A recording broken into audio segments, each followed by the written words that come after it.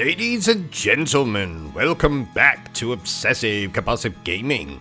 I am the Obsessive Compulsive Gamer, and this is my review for Child of Light.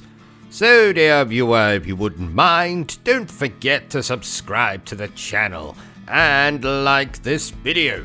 So, Child of Light, not to be confused with Child of Satan, a nickname I affectionately gave my niece after she was possessed by the devil and all this other hoopla, which I really don't have time to go into just now.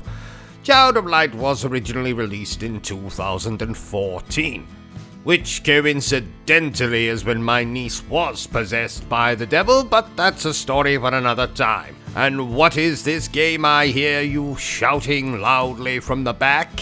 I'm so glad you asked, dear viewer. This is one of those turn-based RPG things. But what makes this particular game different to quite a lot of others in a similar genre is number one, its visuals, which are gorgeous.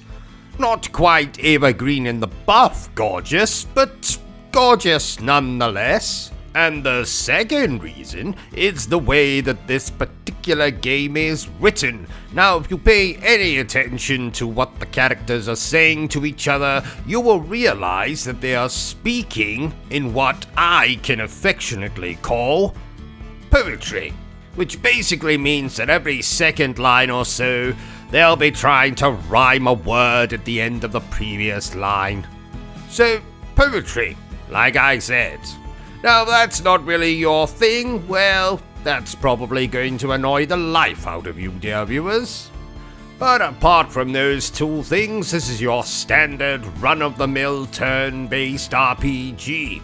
But how is it? Well, before I tell you all of that, let's discuss the bloody story.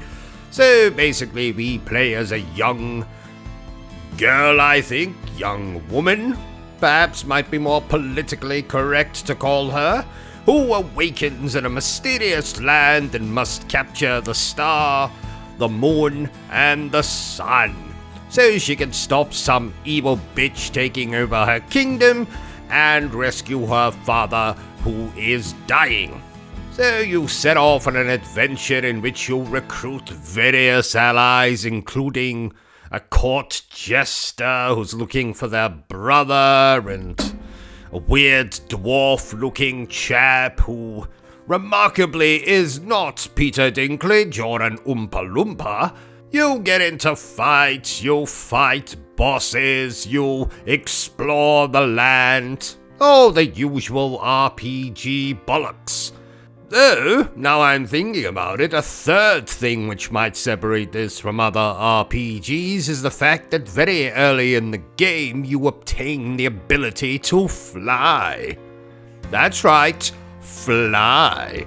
Which means that you'll be navigating this world both on the ground and in the bloody air.